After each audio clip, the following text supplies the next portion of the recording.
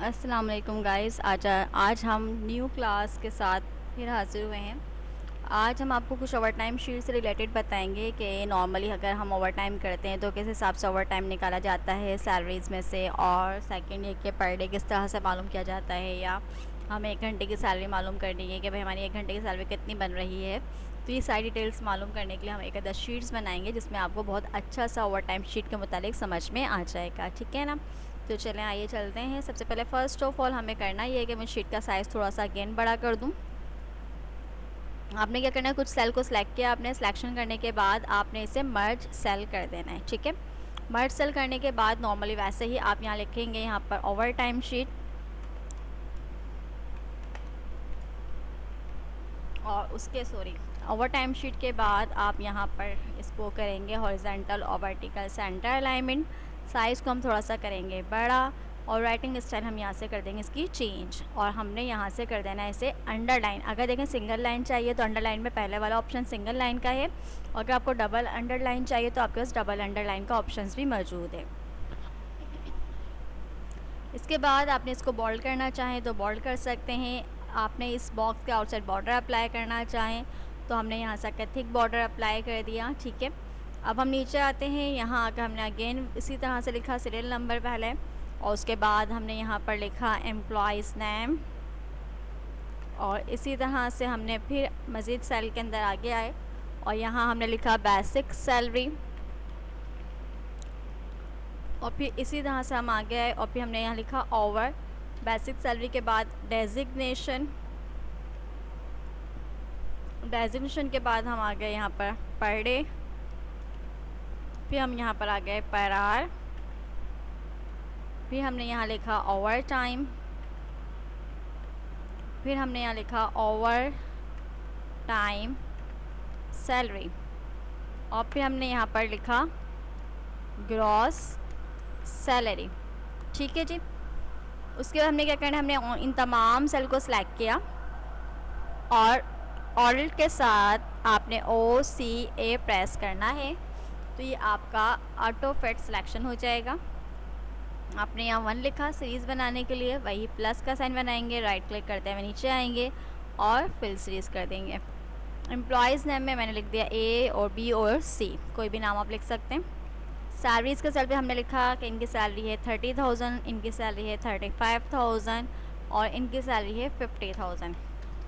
ठीक है जी। इस तरह से डेजिग्नेशन के सेल पे हमने लिखा कि भाई ये हैं वर्कर और ये हैं कंप्यूटर ऑपरेटर, ये हैं मैनेजर। ठीक है जी। पर डे मालूम करने के लिए हमें ये करना है कि एक दिन की सैलरी मालूम करनी। 30 दिन की सैलरी आपकी बन रही है, सॉरी 1 महीने की सैलरी आपकी, यहाँ वही 30 दिन यानी 1 महीने की सैलरी आपकी बन रही है 30,000 रुपीज़, और आपको मालूम यह करना है कि एक दिन की सैलरी कितनी बन रही है। तो उसके लिए हमें फॉर्मूला लगाना होगा। इज़ इक्वल टू लिख के हमने ब्रैकेट को ओपन करा, वापस हम आ गए अपने पर डे के सेल पे, और इस पर डे को हमने कहा डिवाइड कर दो।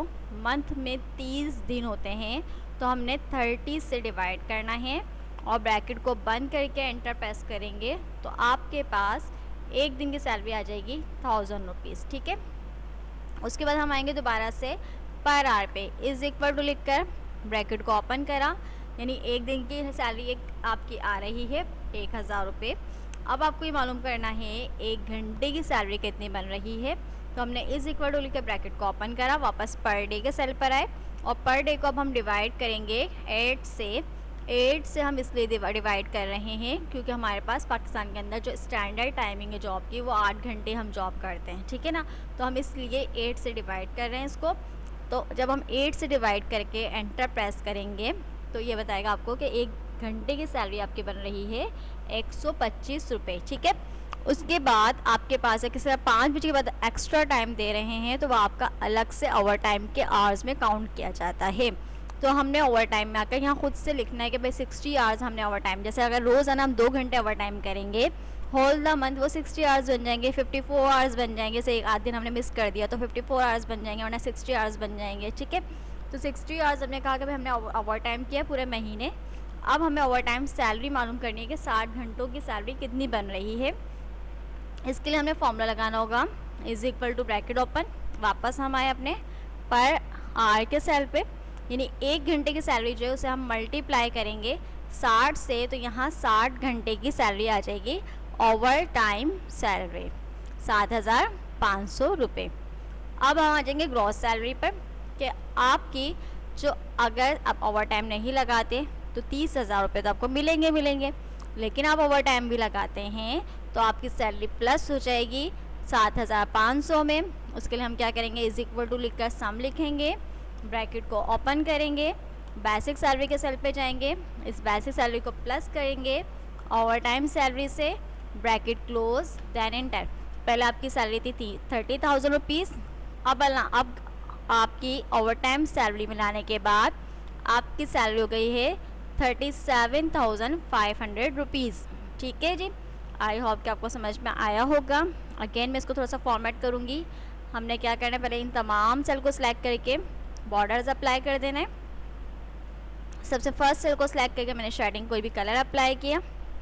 अच्छा जी, एक दफ़ा फॉर्मूला लगा लेते हैं, उसके बाद एडजस्टमेंट हमें ड्रैग करना होता है और ये आंसर आपका खुद ब खुद आ जाता है। ठीक है जी, आई होप कि आज की वीडियो भी आपको पसंद आई होगी। प्रैक्टिस कीजिए, शेयर कीजिए, सब्सक्राइब कीजिए और नेक्स्ट वीडियो के साथ फिर हम हाजिर होंगे। टिल देन अल्लाह हाफिज़।